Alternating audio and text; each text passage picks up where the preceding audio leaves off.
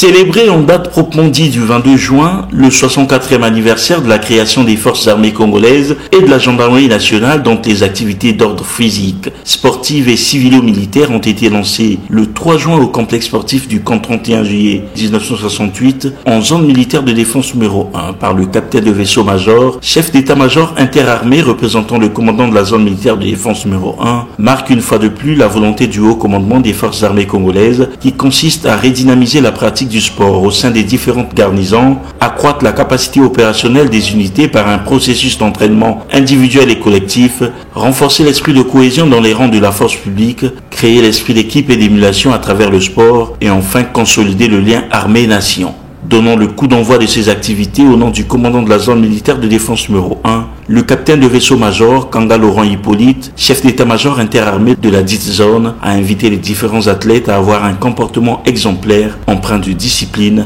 et de fair play. Au nom du commandant de la zone militaire de défense numéro 1, je déclare ouvertes les activités physiques, sportives et civilo-militaires, prélude à la célébration du 64e anniversaire de la création des forces armées congolaises et de la gendarmerie nationale dans la garnison de Pointe-Noire. Que le fair play règne. Pour cette édition, il convient de noter que les épreuves retenues sont le football, le volleyball,